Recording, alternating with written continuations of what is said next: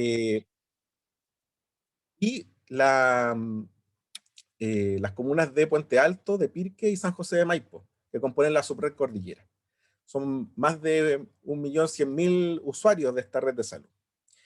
Y bueno, el año pasado, en el mes de diciembre, se realizó una consulta ciudadana abierta a nuestros usuarios, donde participaron más de 500 personas, donde se consultó de un listado de temas que nuestros directivos consideran que son muy importantes, pero querían preguntarle a la ciudadanía cuáles eran los más importantes para ellos, en términos de organizar nuestras actividades, que lamentablemente se han visto a veces un poco restringidas por la pandemia, pero sabiendo que la comunidad también tiene intereses que son importantes de tener en cuenta para organizar nuestro trabajo. Y así hubo 5 temas que fueron priorizados en esta consulta ciudadana, y uno de esos temas fueron las nuevas patologías que incorpora el sistema GES, de garantías explícitas de la salud. Entonces hoy día nosotros queremos invitarlos a ustedes, los invitamos a participar en una capacitación, ¿ya? Que es entregarles información sobre las patologías que se están sumando al GES, y particularmente las oncológicas, ¿ya? El caso de otra, que es el Alzheimer, lo vamos a ver también con más detalle después, pero para esta ocasión tenemos las GES que son oncológicas, o sea, patologías de cáncer. Y para eso, en nuestro servicio hay una persona que es especialista en este tema, ¿ya? Y que se las vamos a presentar, y estaba ahí en la invitación, que es la doctora Carolina Acela, ¿ya?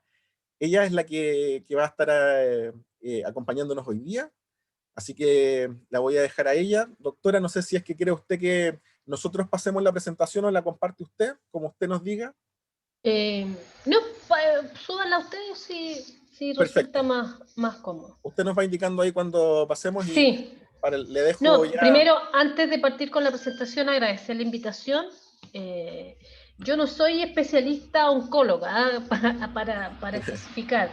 Soy referente de la red de cáncer. Yo me dedico más bien a la gestión, al área de gestión. Y solo comentarles, porque estábamos recordando recién con una compañera, yo quiero mucho a la red Suroriente, porque partí mi carrera acá, en La Pintana, y trabajando en el servicio hace algunos años, hartos. Así que tengo mucho cariño, estoy de vuelta hace 3 años acá, así que feliz de poder compartirles esta información. Ahora sí, si quieres, les voy a pedir sí que cierren sus micrófonos, por favor, porque de pronto hay ruidos externos, y vamos a dejar un espacio de preguntas, obviamente, posterior a la presentación.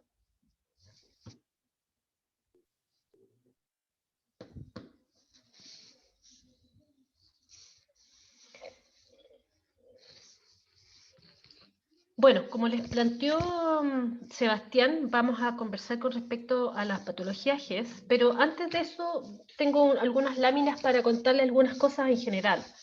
Han habido hartas novedades con respecto al cáncer estos últimos años, así que antes de entrar netamente, digamos, en el tema, les voy a comentar algunas cosas. Partamos la primera.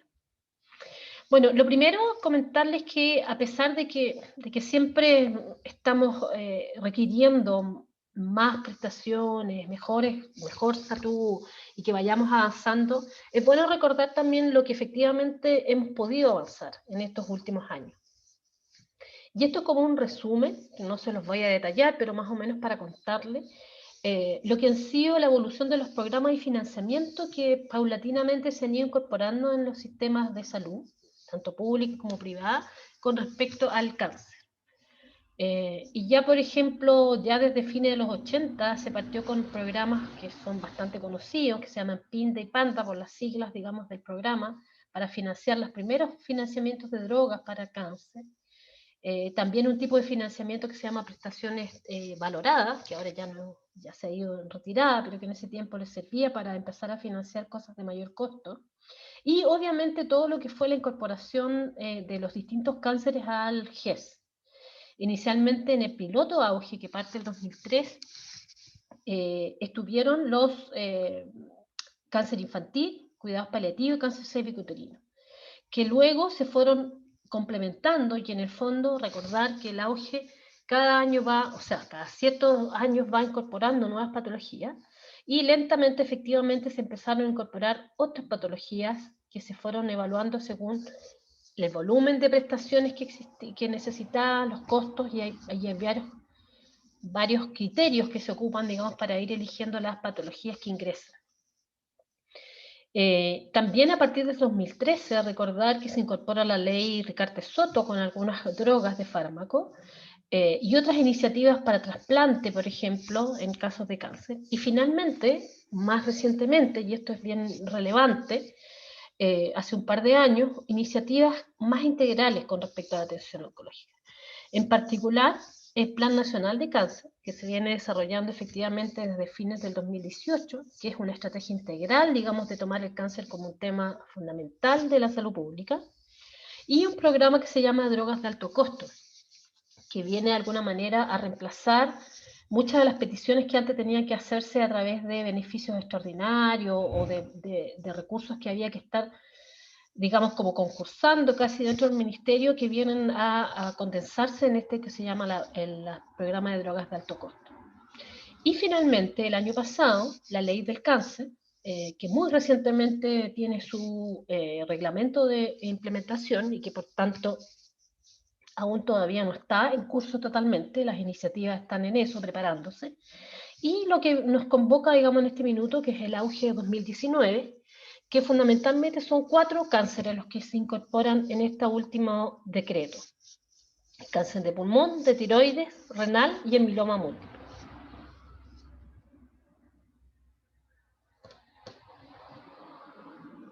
Dale nomás. Bueno, y con respecto al Plan Nacional de Cáncer, solo un par de láminas, pero para comentarle, tiene 5 líneas de acción este Plan Nacional. Una, que es en la que ustedes deberían participar más directamente, que tiene que ver con la promoción, la educación y la prevención primaria, de todo lo que tiene que ver con crear conciencia con respecto a la enfermedad, los entornos saludables, factores de riesgo y protección. Muchos ámbitos de acción que ustedes, digamos, dentro de los comités de usuarios y como usuarios, digamos, de la red de atención primaria, deben considerar. Hay todo otro ámbito que tiene que ver con la provisión de servicios, o sea, lo que realmente significa la atención del cáncer propiamente tal, en todos sus ámbitos, desde la pesquisa, digamos, hasta los cuidados paliativos. Un área bien interesante, que es el fortalecimiento de la red oncológica, en que hay recursos, y ahí quizás en alguna otra oportunidad podemos comentar más en detalle. Nosotros tenemos algunos proyectos bien interesantes en el Servicio Metropolitano Suroriente, y aquí no sé si voy a hacerlo, les voy a adelantar un tip. ¿Hay alguien con el micrófono?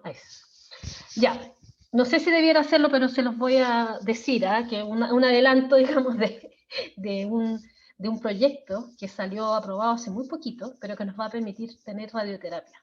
Y eso es súper, súper importante, porque ustedes saben que nuestro servicio, del Sótero en particular, que es el que concentra las actividades, digamos, oncológicas, no tiene radioterapia. La tiene que comprar, o mandar a otros hospitales, o comprar servicios externos. Y eso, obviamente, más allá de que la prestación igual se brinda, significa demora, faltas de coordinación. Obviamente, el tener un servicio de radioterapia propio mejora. Y claro, estamos todos esperando el nuevo Sótero, pero sabemos que para eso aún queda, y afortunadamente nos autorizaron un proyecto en que vamos a tener a corto plazo, de aquí ojalá a un año y medio, un centro de radioterapia para el servicio. Así que aprovecho de comentarles, y eso gracias a los recursos del Plan Nacional de Cáncer. Hay otra área de gestión, de registro, que es súper importante, los registros que tengamos de los pacientes oncológicos para ir generando nuevas políticas, y todo un ámbito que es más ministerial, que tiene que ver con la rectoría, la regulación, las guías clínicas de las patologías. Eso como súper resumido del Plan Nacional de Cáncer. Me van a retar por haberles adelantado eso. Y lo otro que es esta diapo, que me parece súper interesante, porque justamente este es el ámbito de acción en que ustedes más pueden cooperar, que tiene que ver con la promoción, educación o prevención, y lamentablemente sabemos que en nuestro país estamos bastante mal de todo lo que significan los factores de riesgo para cáncer. ¿ya? Y estos son cifras de la última encuesta nacional de salud, que se hizo el año 2017, y que es bien terrible, porque esto estamos mal. 34,4% de la población es obesa, ni siquiera sobrepeso, estamos más del 70%, obesa. 86,7% de la población sedentaria, ambos factores de riesgo para cáncer. 11,7% con consumo de riesgo de alcohol, 33% de población fumadora, 85% de la población que no come saludablemente. Y todos estos factores, que también son factores para las enfermedades cardiovasculares en su mayoría, son factores de riesgo para el cáncer. Así que es súper importante que ustedes incorporen, además de todo lo que es la prevención de las enfermedades cardiovasculares, que estos factores de riesgo también son factores para el cáncer, para la mayoría de las patologías oncológicas. Bueno, y pasando más directamente al tema, recordar que el programa GES, o llamado Auge en un inicio, tiene que ver con que es parte de una política importante que llevó a la reforma de salud el año 2001, y que a partir de eso, en la ley 19966, se creó este acceso universal con garantía explícita, el Auge, que finalmente después pasó a ser, digamos, el GES que uno conoce ahora. Y que este régimen, recordad que permite tanto en centros públicos como privados que haya garantía para ciertas enfermedades que han ido aumentando en el tiempo. Actualmente en la cobertura hay 85 patologías, ¿ya? Que actualmente, si uno suma la carga de enfermedad que todas esas patologías implican para la población, están cerca del 70%. O sea, gran parte de las principales enfermedades están ya cubiertas por el Auge. Y las garantías se dividen en 4. Primero, en el acceso, que significa el derecho por ley a que la prestación se brinde, la oportunidad, y esto es súper importante, porque esto es lo que cambia, y en particular en oncología es súper importante que seamos oportunos, y esto marca tiempos de espera máximo para el otorgamiento de las prestaciones. La protección financiera, porque la persona beneficiaria cancela solo parte del costo, y en el caso del grupo A y B FONASA es gratuito. Y la calidad, que también es otra garantía que tiene que ver con toda la calidad de las prestaciones y la acreditación de los hospitales para brindar las patologías GES. Y aquí un esquema de cómo se han ido incorporando cada año que se va dictando un nuevo decreto, y que ustedes ven que no es todos los años.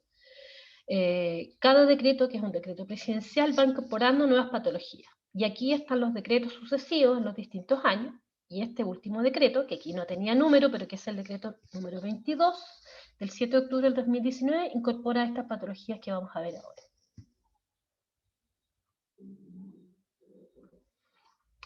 Recordar que el GES es súper importante, y esto es algo que ustedes también es importante que transmitan, obliga a todos los establecimientos, bajo la modalidad ISAPRE de FONASA, a asegurar el tratamiento.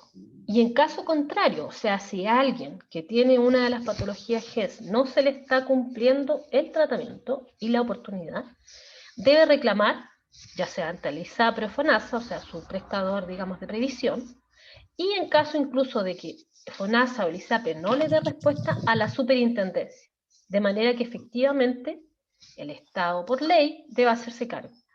Y existe un mecanismo que se llama, en el caso de FONASA, segundo prestador, que en caso de que efectivamente un hospital público, por distintos motivos, digamos, les diga que no va a poder dar la prestación o se demore más de lo pactado, FONASA está obligada a buscar otro prestador, que habitualmente puede ser un prestador privado, para que brinde efectivamente la prestación.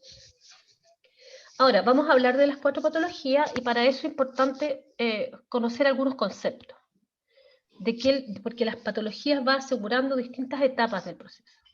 Uno es la etapa diagnóstica, que en el fondo es el periodo que ocurre entre la sospecha clínica, o sea, desde que se sospecha que una persona pudiera tener cáncer, hasta la confirmación. La confirmación habitualmente requiere de imágenes, radiografía, ecografía, escáner, o laboratorio, o en algunos casos directamente biopsia, pero por algún mecanismo en el fondo se hace el diagnóstico. Esa es la primera etapa. Hay una segunda etapa en la mayoría de los cánceres en que hay que hacer una evaluación de cuánto se extendió el cáncer en el organismo. Y eso es lo que se llama etapificación. Y eso puede ser en términos de topografía, o sea, en la cantidad de órganos que están afectados, si es que hay compromiso de los ganglios, que es la zona alrededor del órgano, o lo que ustedes deben conocer que se llaman las metástasis, que en el fondo es que el cáncer invadió otro órgano, o sea, ya pasó del órgano inicial a otro.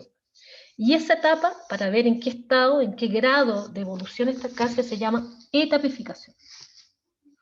Después de eso se define un tratamiento primario, que quiere decir que es el tratamiento para el cáncer, y que según corresponda, los distintos tipos de cáncer puede ser por cirugía, quirúrgico, con quimioterapia o con radioterapia. Y también existen ahora nuevos medicamentos que se llaman de biología molecular, para algunos casos específicos, que algunos todavía se están probando, no todos todavía están costeados por el GES, pero ha ido en el fondo avanzando también algunos tratamientos de algunos tipos de cáncer. Y también existe lo que se llama el tratamiento coayudante, que son tratamientos que no tienen necesariamente que ver con curar el cáncer, pero sí con prevenir la aparición de nuevos episodios. Por ejemplo, algunos tratamientos de hormonas, en algunos cánceres como el cáncer de mama, el cáncer de próstata, en que el fondo el tumor responde con alguna hormona del organismo y por lo tanto se le da tratamiento de hormonas para que no vuelva a aparecer.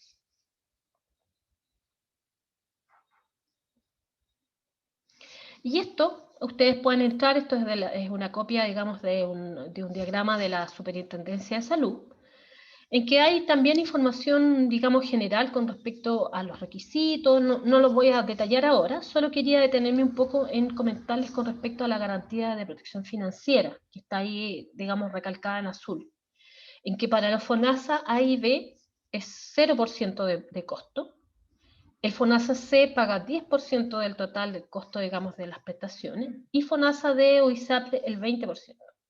Y eso dependiendo del tipo de prestaciones. Hay prestaciones que incluso siendo FONASA D o ISAPRE, pese a que la ley dice que debiera ser 20%, son gratuitas.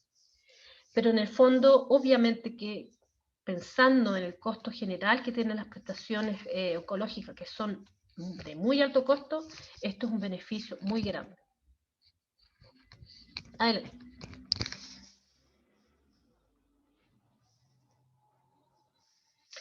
No sé, Sebastián, si paramos aquí para algunas consultas generales y después seguimos con esto o... Sí, puede ser, podemos hacerlo así.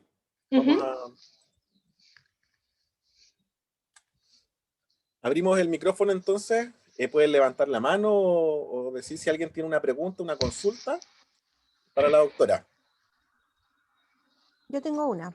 Maritza, de Maritza. CDU Bernardo Leyton. La señora Maritza y Ya. después la señora Marta, que vi que levantó la mano. Ya, No los en veo a todos, cuanto... así que Sí. también después en el chat pueden poner si quieren hacer alguna pregunta o levantar la manito o decir yo quiero hacer una pregunta para que no nos confundamos. Así que identifiqué al menos ahora a la señora Maritza, la señora Marta y la señora Elena. ¿Ya? Señora Maritza. En cuanto al costo de la prestación, si lo hace un centro privado, ¿tiene algún costo para el paciente?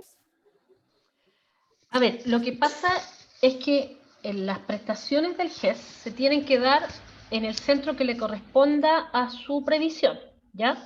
Sí. En el caso de FONASA, al hospital que le corresponda de su zona, digamos, en el caso de ustedes, al Sotero del Río, que es el hospital, digamos, central de oncología. Y en el caso de las ISAPRE, ellos tienen que definir un prestador específico, ¿ya? Ellos eligen una de sus clínicas para darle las prestaciones GES a ese paciente. Si alguien quiere atenderse por su cuenta, digamos, en otro prestador, ya sea alguien de FONASA que quiera atenderse en la clínica, o alguien de la clínica de ISAPRE que quiera atenderse en otra clínica, no en la que le ofrece su ISAPRE, ahí el GES no corre, digamos, o sea, ahí tiene que hacerlo, los costos cuentan, digamos, por parte de la persona. Ya, pero sí, pero ahí voy. Ya. Pero en caso de lo que yo les digo cuando es segundo prestador, esto que yo les explicaba, que si el hospital no es capaz o se retrasa en dar la prestación y FONASA usted lo manda a un prestador privado, ese costo es gratis, ¿ya? porque en el Ya. fondo es una obligación del Estado y por lo tanto, aunque lo haga una clínica, eso a usted no le va a significar costo, lo tiene que pagar Claro. FONASA. ¿Mm? Al no poder el centro, entonces el centro hospitalario que me corresponde y me mande, el mismo hospital me Lugar. tiene que mandar a otro Es, prestador. Ah, ya me exactamente. quedó claro. Muchas Tiene gracias. que enviarlo a un segundo prestador, exacto. Muy agradecida. ¿La Gracias, señora señora Marita. Marta? Sí, la señora Marta. Buenas tardes, señora Carolina. Mi consulta no es tan... me gustaría saber si esta información para yo poder transmitirla a mi grupo del club, lo tendría que hacer igual como lo está haciendo usted, porque hay muchas usuarias de nuestro club que están con cáncer, incluso ya han fallecido. ¿Esta información nos va a llegar a nuestros correos como nos piden dar el correo también? ¿Sería posible tenerla? Porque uno con la edad como que se le olvidan algunas cosas. Entonces, así ya la tendría precisa para poder exponérsela a mis socias del club. Sí, yo creo, Sebastián, que es posible, ¿no? Sí, usted nos Sí, da y permiso para compartir la presentación. sí, no hay problema. No, y lo otro comentarles que igual, si ustedes tienen como más dudas o quieren saber de otras enfermedades, en la Superintendencia de Salud, digamos, ustedes buscan en Google la Superintendencia de Salud, tienen un capítulo especial en que tiene unas cosas que se llaman monografías, que de hecho yo aquí en la presentación van a ver que yo me basé un poco en esas monografías, que son resúmenes de cada una de las patologías. Así que si quieren también ver información más específica, pueden ir. No tengo aquí el link, pero se los pudiéramos dar, que en el fondo es una página web de la superintendencia en que tienen bien explicado, bien didáctico la explicación. Nosotros se la podemos incluir, doctora, cuando compartamos la presentación. Muchas gracias. Señora Marta. Anoté todo porque tengo mi torpedo. La señora Elena Rosso. Hola, buenas tardes, Carolina. Buenas tardes, Sebastián, y a todos los que están ahí. Bueno, mira, yo tengo como dos preguntas más o menos medias, más que nada sobre los medicamentos que estuve mirando, dieron un pequeño reportaje, y hay muchos medicamentos que son demasiadamente caros y que no son entregados a los pacientes. ¿Cómo pueden llegar a hacer eso? O sea, se supone que dentro de estas prestaciones que debieran dárselos sí o sí. Y, por ejemplo, bueno, esa es una. La otra, por ejemplo, mi pregunta es, ¿la artrosis es como un cáncer o no es eso? Perdón, no lo escuché bien. La enfermedad de la artrosis, ¿también es un tipo cáncer o no tiene nada que ver con esto? Ya, eso me quería... Ya, ok. A ver, no, pero para contestarle igual lo segundo, la artrosis es una degeneración de las articulaciones que puede ocurrir por la edad la mayoría de las veces, pero también por otras enfermedades, que no es una patología oncológica, pero está incluida alguna de las artrosis también en el GES, ¿ya? Y su primera pregunta con respecto a los medicamentos es súper importante, ¿ya? El GES, tengo algunos micrófonos abiertos por ahí. No sé quién... Ahí lo estamos... Ya, sí, respecto a los medicamentos, la verdad es que el GES incorpora la gran mayoría de los tratamientos, pero no necesariamente todos, porque junto con ir, digamos, ingresando nuevas patologías, también existe una cosa que se llama guías de práctica clínica, que son como las normativas de tratamiento de cada enfermedad. Y eso dicta qué tratamientos son los que se van a incorporar al GES. Entonces, cuando van apareciendo tratamientos nuevos, o hay tratamientos que son de uso exclusivo de muy poquitos casos, y son muy caros, no necesariamente están incluidos todos los fármacos en el GES, ¿ya? Y ahí pasa con lo que yo les mencioné, que estos medicamentos, por ejemplo, de biología molecular, que son algunos de estos que son súper caros, o algunas quimioterapias que están como recién probándose, no necesariamente están incorporadas al GES. Pero hay que considerar que esos casos son muy puntuales. La verdad es que siempre se publicitan y es cierto que es bien lamentable cuando uno ve algunos casos, pero si uno considera la cantidad de personas que son diagnosticadas de cáncer, la verdad es que la gran mayoría recibe todos los medicamentos. ¿ya? Y cada vez se van incorporando más. De hecho, hay muchas quimioterapias que antes no se daban, y ahora con este programa de las drogas de alto costo que les decía yo, también se han ido incorporando. Pero obviamente, si usted me dice así, está al 100%, no sabría qué porcentaje, pero la verdad es que la gran mayoría de los fármacos, sin mediar costo, están incorporados. Gracias, doctora. Gracias, señora Elena. Tenemos la mano levantada de la señora Inelda Soto. Sí, buenas tardes. Buenas tardes. Mi consulta va por el lado de yo, usuario, sin tener ninguna información de la que, obviamente, como Inelda la tengo una enfermedad. ¿Quién me da esa información de que está en el GES, los tiempos, donde eventualmente puedo reclamar? Todo eso para poder yo tener acceso a lo que me da el GES, o que me garantice el GES. Sí. Teóricamente, cualquier médico, incluso en algunos casos otros profesionales de la salud, que le diagnostiquen a usted cualquiera de las enfermedades del GES, por ejemplo, hipertensión o diabetes, que son las más voluminosas, digamos, en términos de número de pacientes que tienen ese diagnóstico, tiene que informarle en el momento de hacerle el diagnóstico que su patología es una patología GES, y tiene que hacer un documento que se llama IPD, que nos informe el proceso de diagnóstico, que en el fondo usted queda incorporada como usuaria de ese establecimiento al GES, y a usted le tiene que informar. Incluso a veces lo hacen firmar un documento en que dice, mire, yo me doy por enterada en el fondo de que soy GES.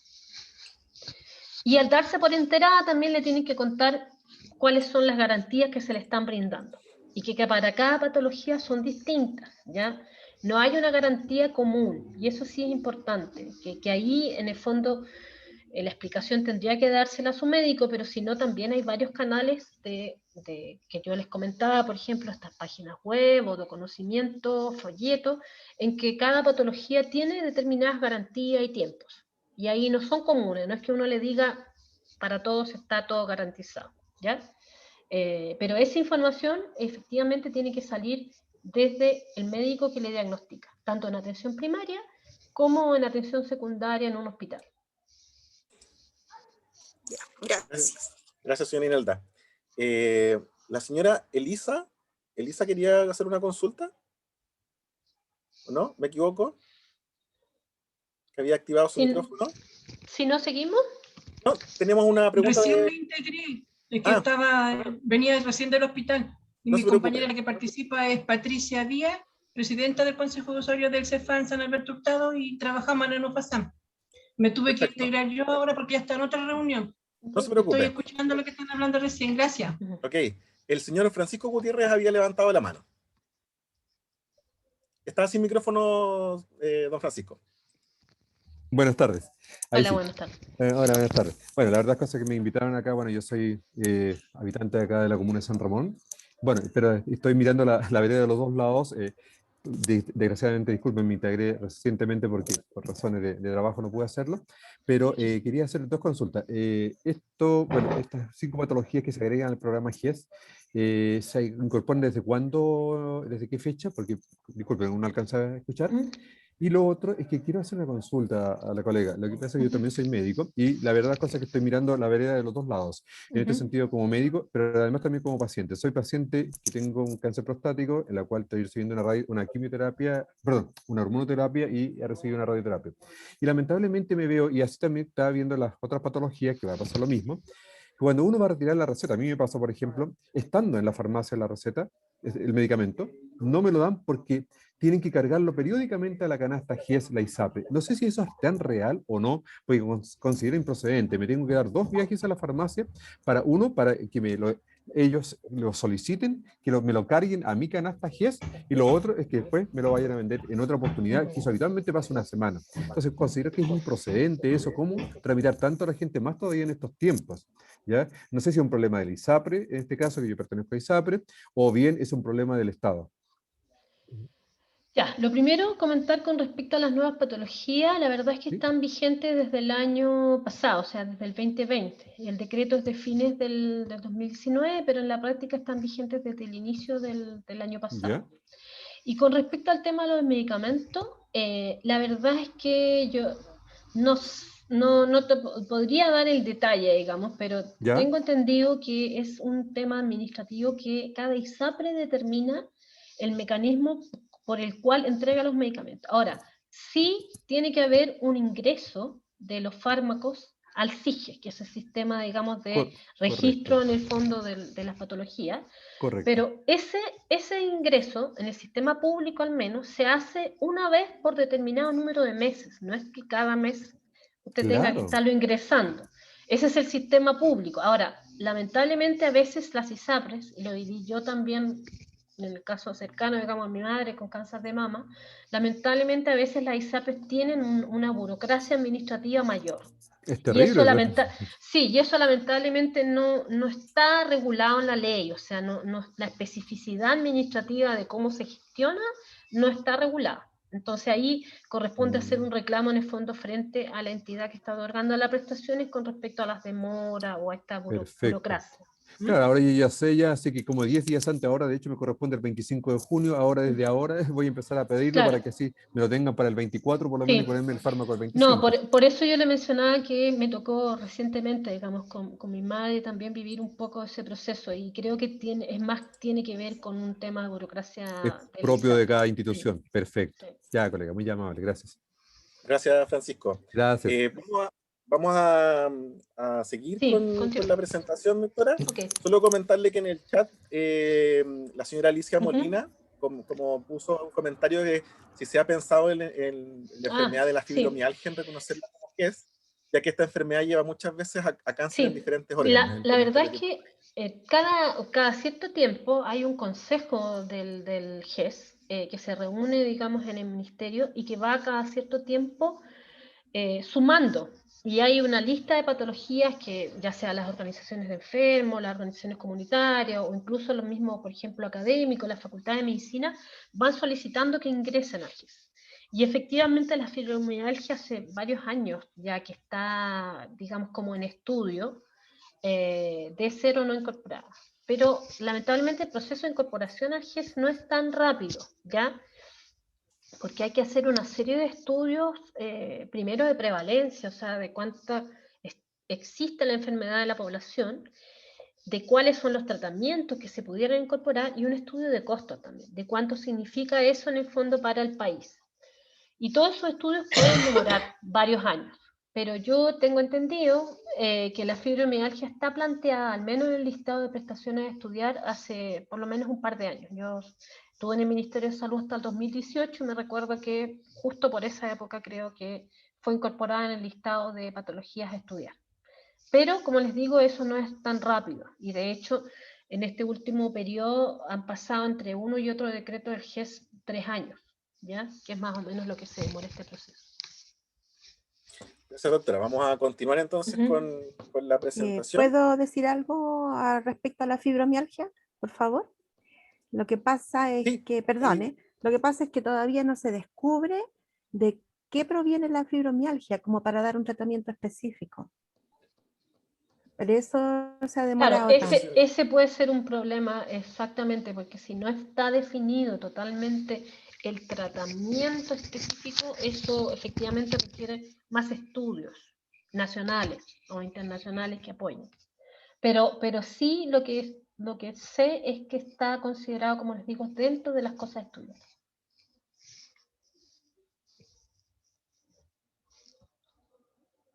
Seguimos en la lámina esa de que... Exacto. Bueno, aquí les iba a especificar un poquito más con respecto a cada uno de estos nuevos patologías.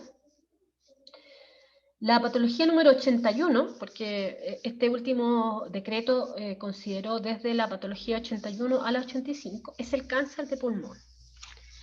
Que este es un cáncer lamentablemente bien traicionero, por así decirlo, porque lamentablemente suele no producir muchos signos y síntomas en los primeros estadios, ¿ya? Y estos suelen aparecer las molestias cuando el cáncer ya está avanzado. ¿Por qué? Un poco por lo que aparece aquí en la lámina, que ustedes ven que son nódulos chiquitos que empiezan a aparecer en el pulmón. De manera que en esos primeros nódulos habitualmente, por ser pequeños, no producen demasiadas molestias, y lamentablemente también suelen, como el pulmón tiene muchos nódulos linfáticos, también infectar, o sea, no infectar, es como la metástasis, digamos, o sea, pasar el cáncer de las células también a los nódulos linfáticos. Entonces suele ser una enfermedad que se pesquisa en estadios avanzados, cuando ya no hay mucho que hacer. Y eso lamentablemente tiene que ver con la enfermedad misma. De hecho, y aquí les puse una laminita, lamentablemente en nuestro servicio, pues estos son datos de nuestro servicio de mortalidad del año 2018, y ustedes ven, cáncer de pulmón es la tercera causa individual, digamos, de mortalidad en el servicio para esa fecha en hombres, y la quinta causa en mujeres. O sea, es una patología que lamentablemente, además de darse con frecuencia, tiene alta mortalidad, en particular en nuestro servicio. Y aquí una de las cosas que hay que propagar a todos los vientos, digamos, es la incidencia del tabaquismo en el cáncer pulmonar, o sea que es uno de los factores de riesgo principales. Y lo otro también, que es algo que hemos estado haciendo, es cómo a través de los exámenes de imágenes que una persona se tome por cualquier motivo, ya sea ecografías del pulmón o fundamentalmente radiografías, se puede pesquisar en forma prematura lesiones que sean sospechosas. Y ahí hemos estado pensando en incorporar programas que desde los rayos de cualquier, digamos, de los servicios de imagenología de cualquier hospital o incluso los centros externos, pudieran de alguna manera informar rápidamente cualquier lesión sospechosa para que sea estudiada con más detalle. Por lo que mismo que yo les comentaba, como esa lesión suele no dar síntomas, puede aparecer solo en una imagen. Ahora, cuando ya el cáncer pulmonar da síntomas, habitualmente puede ser una tos, que no se pasa, digamos, una tos persistente, tos con sangre, que es como ya más evidente, falta de aire, lo que uno llama disnea, dolor en el pecho, ronquera, o sea que se ponga ronca la voz, o pérdida de peso sin otra causa. Esos son los síntomas más, digamos, específicos.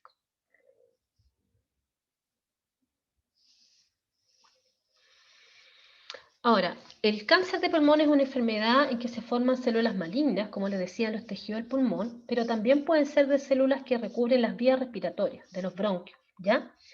Y hay dos tipos, digamos que según el tipo de cáncer se llama de células pequeñas y de células no pequeñas, que tienen también distintos tratamientos. Ahora, ¿qué prestaciones son las que asegura el GES? Bueno, toda la etapa de confirmación diagnóstica, que ustedes ven ahí en el dibujito. La confirmación diagnóstica, la garantía GES, es que desde la sospecha del cáncer no tienen que pasar no más de 60 días hasta que se le confirme, y desde que se le confirme, no más de 45 días hasta que ya se le haga la etapificación, o sea, hasta qué grado está avanzado el cáncer. Y eso significa todos los exámenes intermedios, que habitualmente aparte de exámenes sanguíneos es al menos un escáner o resonancia magnética, según lo que se solicite. De ahí están, digamos, las prestaciones de tratamiento. Ahora, lamentablemente, por lo que les decía, como el cáncer suele llegar en etapas tardías, el tratamiento quirúrgico, o sea, cuando uno es capaz de extirpar el cáncer, se da en las primeras etapas, 1, 2 o a veces 3, ¿ya? Pero en etapa 4 significa que el cáncer ya está avanzado, en general no se opera, porque ya está muy ramificado.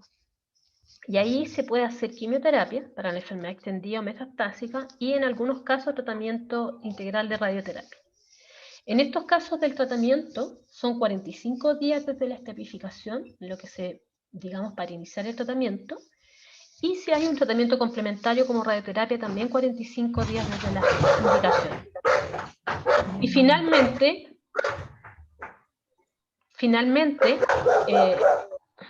hay un perrito ahí. No sé de quién. Si estoy apagándolo, no puedo. Doña Elisa parece que me suena. Que está sí, desconecta el micrófono. Ahí sí. Eso. No, estaba conectado todavía. No, lo aprieto. Tiene que quedarle rojo cerrado. La rayita sí, pero no puedo. Ahí. Bueno, y finalmente también está asegurado el seguimiento, que en el caso del cáncer pulmonar es hasta el 5º año. Y el primer control de ese seguimiento tiene que ser garantizado 30 días después desde el término del tratamiento. Eso en relación al cáncer pulmonar. Después, la otra patología incorporada es una patología que es bastante frecuente, que es el cáncer de tiroides, diferenciado y medular, los dos tipos principales, en personas de 15 años y más. Ahora, recordar que esta es una glándula, que también tiene muchas posibilidades de tener tumores benignos, no cancerosos, ya de manera que no siempre cuando se inflama o tiene nódulos significa que sea un cáncer. Y además, cuando en general el cáncer se suele detectar, a diferencia del cáncer del pulmón, el cáncer de tiroides se suele detectar bien precozmente, porque como la glándula, como ustedes ven ahí, está bastante expuesta en el cuello, está por sobre la tráquea, cuando se inflama o tiene nódulos suele verse, como la imagen que ustedes ven, en que se ve en el fondo un bulto, se ve el nódulo. Por lo tanto, es como que rápidamente la persona se puede dar cuenta que tiene algún aumento de volumen o un nódulo, ¿ya? Y suele, por tanto, diagnosticarse de forma bastante precoz, a diferencia de lo que conversábamos del cáncer anterior. ¿Y cuáles son los síntomas y signos? Un aumento de volumen o masa en el cuello, hinchazón o dolor, ronquera o cambio de voz, ya porque puede afectar como aprieta la laringe que está detrás, que es donde modulamos la voz, también puede producirse eso. O problema en la deglución, cuando aprieta el esófago también, ¿ya? Dificultad para respirar en caso que esté más avanzado, o tos constante, también similar como el caso del cáncer de pulmón. Pero, como les digo, afortunadamente en este caso suele haber diagnósticos más precoces por esto del aumento de volumen.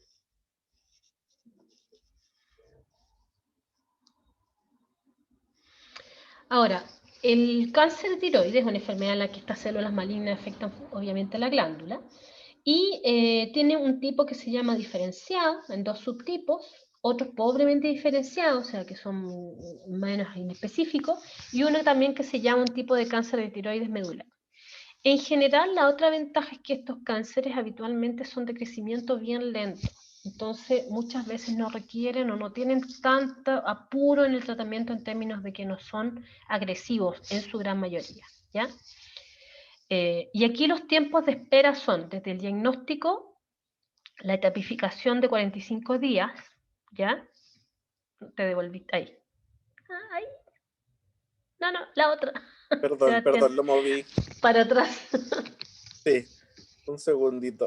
Ahí. Ahí. Desde el diagnóstico, la etapificación, 45 días, y tratamiento, aquí se divide. Según la etapificación, se clasifican en alto, intermedio o bajo riesgo. Y según eso, lo que yo les decía, como hay algunos cánceres que son muy, muy lentos y no tienen expansión, se dan plazos distintos. En de alto riesgo, que es el que eventualmente puede expandirse 90 días, en el de riesgo intermedio 6 meses, y en el de bajo riesgo, que son nodulitos muy pequeños que no tienen riesgo, se da un plazo de hasta de 9 meses. En general igual se operan antes, pero ese es el plazo, digamos, que le da el GIS. Y en caso que haya algún tratamiento complementario, que en este caso fundamentalmente es la terapia coadyuvante que se hace con radioyodo, que es un tratamiento de medicina nuclear, se da 90 días. Y también aquí se incluye el seguimiento, que es a 60 días desde el fin del tratamiento, ¿ya? Esas son las garantías que se dan para este cáncer.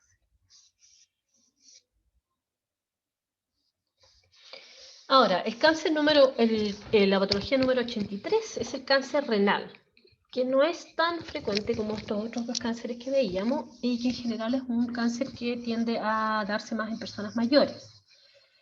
Como ahí dice, es más común en hombres de edad avanzada. Y los factores de riesgo, al igual que otros cánceres, incluyen el tabaquismo, la obesidad y en este caso también el uso de analgésicos prolongados. Lamentablemente también en este caso el cáncer la mayoría de las veces se inicia asintomático, ¿ya? Y hasta un 40% se diagnostican en manera causal en una ecografía o escáner. O sea, muchas veces también como son pequeños nódulos internos en el riñón y no dan mayores síntomas, ya sea por una ecografía de otro origen o un escáner, se suelen detectar a veces estos tumores. Los síntomas más característicos son hematuria, que es sangre en la orina, masa o dolor en el costado. Ahora, esta triple asociación, o sea, que haya hematuria, masa y dolor, eso casi como que significa un cáncer, pero lamentablemente se da solo en un 10% de los casos, entonces la mayoría tampoco da síntomas tan específicos. También puede haber anemia, descenso en la cifra de globulina, fiebre y pérdida de peso, que son relativamente frecuentes.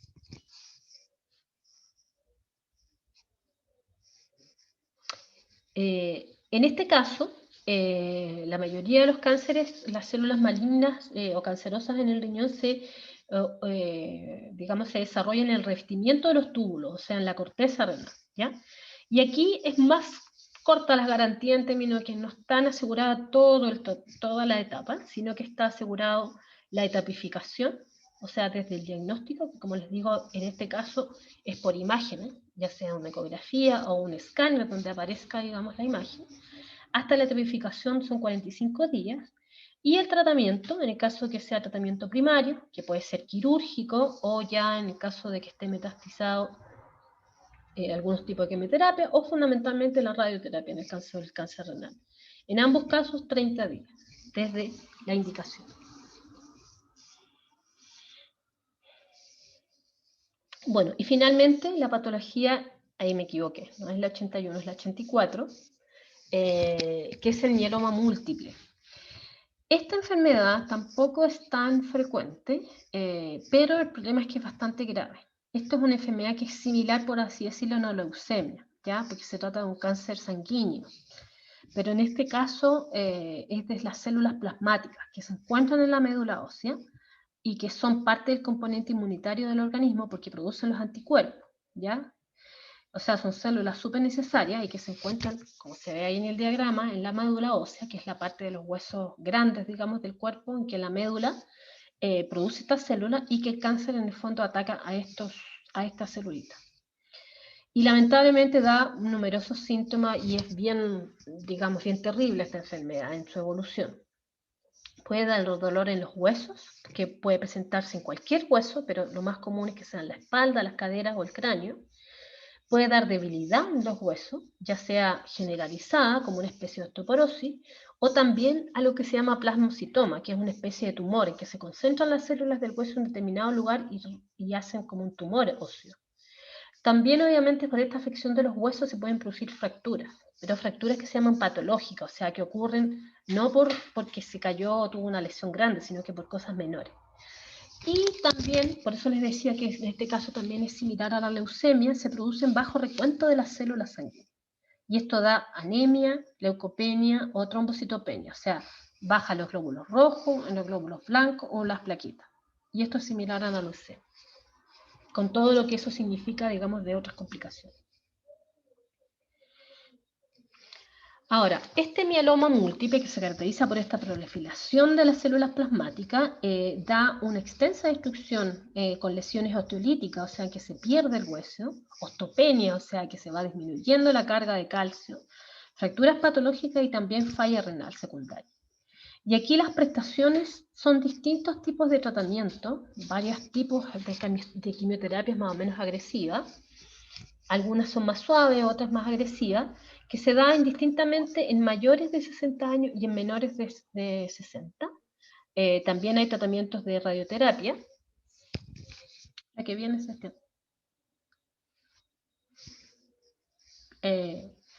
también tratamiento de radioterapia y los seguimientos. Y en este caso, la etapificación desde la confirmación tiene una garantía de 45 días. El tratamiento desde la indicación médica, ya sea el primario o complementario, de 30 días. Y el seguimiento de 30 días. Ustedes ven que estos plazos son cortos, justamente por la gravedad de la enfermedad. Creo que ahí terminamos, Sebastián.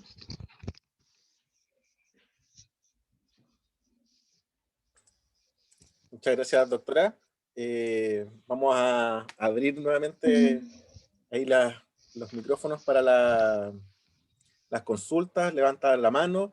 Antes de que sí demos la palabra, yo quisiera pedirles a las personas que asisten que en el chat puedan poner su nombre, ojalá su nombre y apellido, y correo electrónico para comunicarnos, para entregarles también la presentación. Así poder identificarlos también, ¿ya? Así que quien quiera hacer una consulta puede abrir su micrófono o poner la manito levantada en el chat, como ustedes quieran.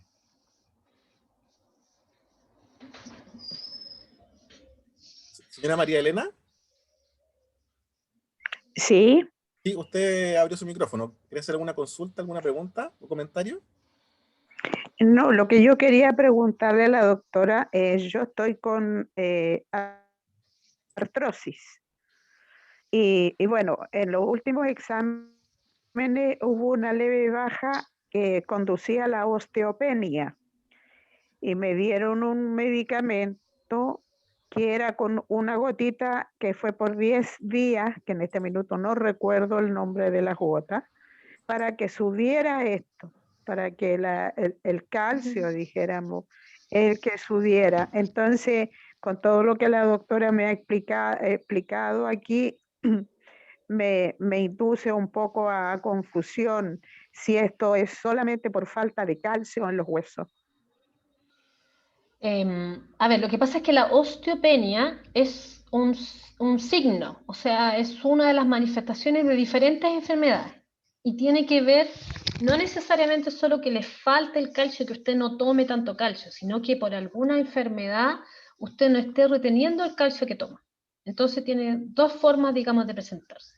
Una, efectivamente, porque usted no esté tomando lo suficiente, y otra porque por alguna condición propia, que yo no soy especialista, pero hay varias enfermedades que pueden producir osteopenia, y de hecho, en las mujeres, después de la menopausia, una de las cosas que se produce por un tema hormonal también es que se tiende hacia la osteopenia, en forma casi natural, digamos.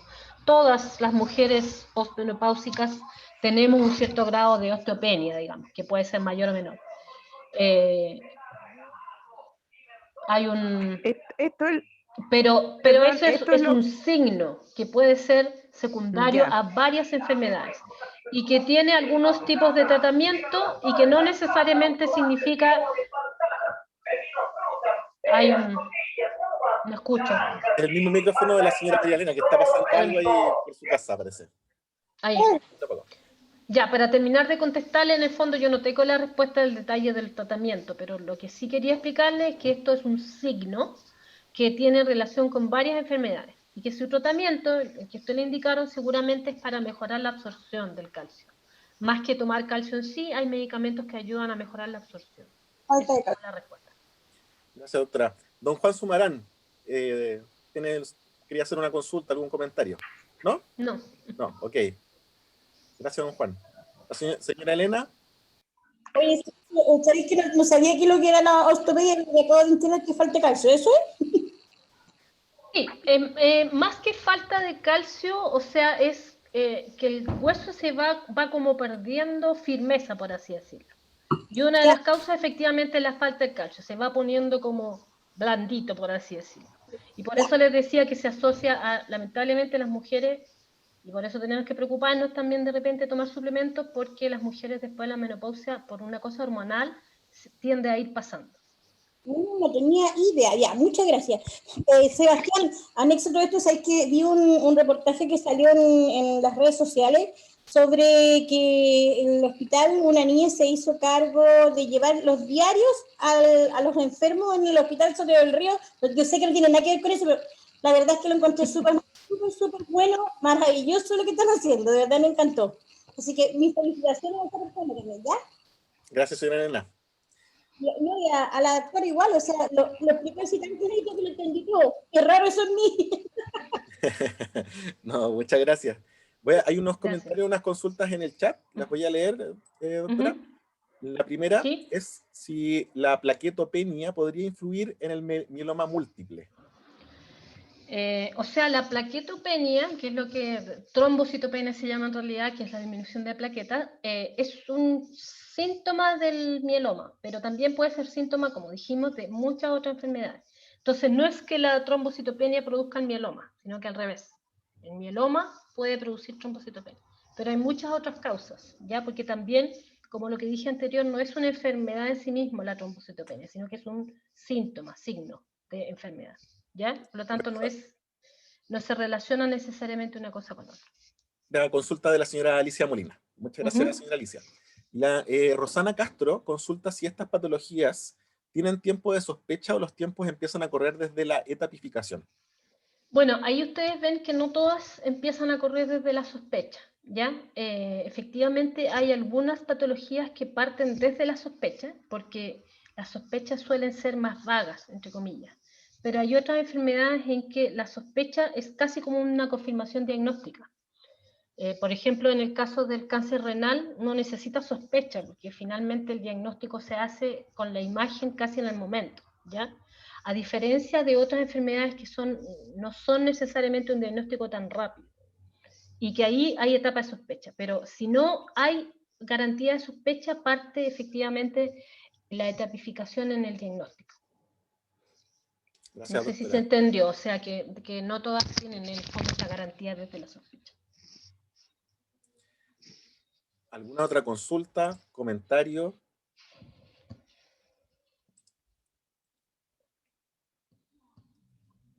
Si no es así. ¿Sí? ¿Hay alguna? Señora María Elena. Sí, solamente confirmar, si la osteopenia no es bien tratada, ¿termina en osteoporosis? Sí, tiene relación. Lo que pasa es que la osteopenia en general puede ser más focalizada. La osteoporosis es una cosa más global, digamos, que afecta como la totalidad del organismo. Y efectivamente puede desembarcar en una osteoporosis, que es una cosa más global de los huesos, digamos, de fragilidad. Y eso tiene que ver con lo que comentábamos un poco ahí también de las fracturas que se pueden proteger, la tendencia, digamos, Así que por eso es importante tratarse. ¿Puedo consultar? Sí, señora Ana, por favor. Sí, quería preguntar, el calcio, según se dice que a veces el calcio es absorbido por el organismo hasta cierta edad. Por ejemplo, yo tengo 70 años. ¿Me sirve el calcio o es solamente... o no sirve? Vamos a tener que hacer una clase, parece, específica, porque ha levantado mucho interés todo el caso. Lamentablemente, señora Angélica, yo no tengo los detalles de eso. Yo sé que efectivamente hay un tema de la calcificación y descalcificación relativo a la edad, pero no le podría decir específicamente los rangos etarios o cuáles son las condiciones para que efectivamente el calcio no se absorba. Pero es efectivo que no siempre el tomar calcio directo, de estas como pastillas de calcio, digamos, puede ser beneficioso. Y lo otro, en general, la mejor forma de absorber el calcio siempre es a través de alimentos, ¿ya? Más que los suplementos, digamos. Sí, obvio. Gracias, doctora. Gracias. Señora Patricia Tello, ¿te quería hacer una consulta?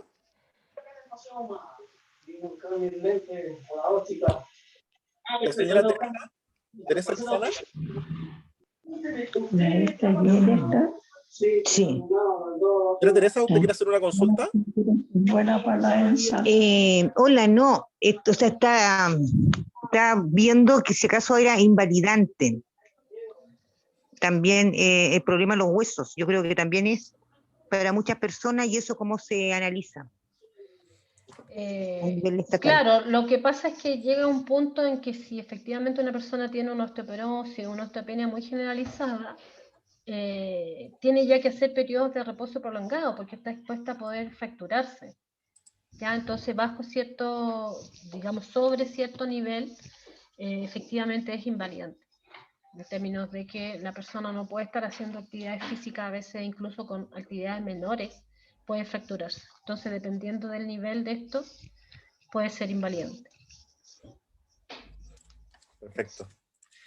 Doctora Acela, queremos darle las gracias por su tiempo, por poder transmitir esta información que es muy importante para todos los usuarios y usuarias de nuestra red. Y sin duda es parte de lo que se ha priorizado como interés de la ciudadanía, y la misión que nosotros les damos, así como lo señalaba la señora Marta en un comienzo, es poder ir multiplicando esta información, comentarla con los usuarios que pertenecen a sus organizaciones y efectivamente darles la posibilidad también de contactarse con nosotros como servicio, ¿ya? O sea, eso también está el contacto que ustedes tienen con los equipos de participación en cada uno de sus establecimientos de salud, en los hospitales y en los CEFAM, pero nosotros también estamos en contacto y por eso insistimos harto en que pueden tener sus datos para continuar trabajando en esto. Nos queda una patología que tenemos que verla también, que es el Alzheimer, que es muy interesante y que es como un tema como aparte. Aquí nos habíamos concentrado en las oncológicas, que claramente son relevantes. Así que vamos a ir avanzando eso y ojalá que nos encontremos nuevamente ahí. Doctora, quizás unas palabras para cerrar. No, que bueno, a mí me gusta ver el interés y la difusión, porque efectivamente aquí ustedes ven, surgen hartas dudas y cuando tenemos la oportunidad de conversar, también se van abriendo, digamos, dudas con respecto a otras patologías, a otros temas de interés, así que súper interesante que ustedes sigan participando y también inviten a la gente. Hay canales de participación, como decía Sebastián, que no necesariamente son estos, pero de pronto abrir esa posibilidad de consultar más específicamente los temas que ustedes estén con dudas o inquietudes específicas. Así que gracias por la oportunidad. Muchas gracias, doctora. Así que ahí un aplauso ahí a la doctora que nos hizo la exposición. Un aplauso. Muchas gracias. Gracias a todos ustedes y vamos a entonces estar en contacto para enviarles la presentación y así también para otras citaciones que realicemos. ¿Ya? Gracias, Sebastián. ¿Cómo puedo enviar mi correo? Adiós. Sí, muchas gracias. Adiós, adiós. Buenas tardes. Muchas gracias. Pueden dejar su correo por el chat. No, lo que pasa es que eso que pasa, que le vaya bien. Gracias. Muchas gracias. Hay personas que, por ejemplo, la señora Gabriela, hay algunas que tienen solo su nombre. Entonces, si en el chat pueden dejar su nombre y apellido y un correo electrónico, fantástico. Cintia Lara, ¿de qué organización es usted? Pertenezco a Fibropuente. Fibropuente también.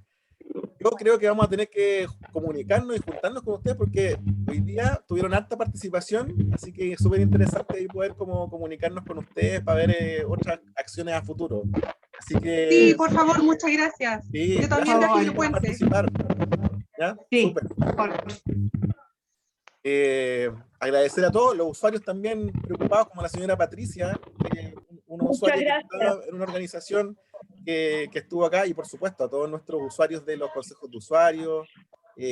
Tuvimos también funcionarios que nos acompañaron, a Carolina allá de Pirque, un saludo, estaban del principal también, estaban por allá desde Pirque.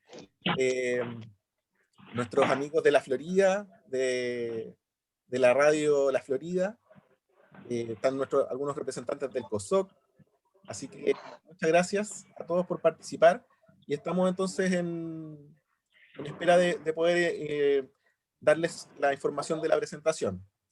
Carolina Salinas, Carolina, ¿me escuchas? No sé si me escucha Carolina Salinas. tiene apagado. No sé si es de alguna organización, algún CEFAM.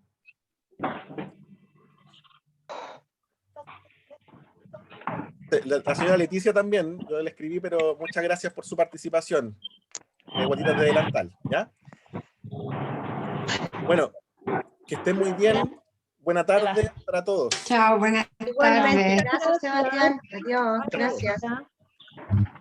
Adiós, muchas gracias. Está muy buena la presentación. Chao, gracias. Saludos a todos.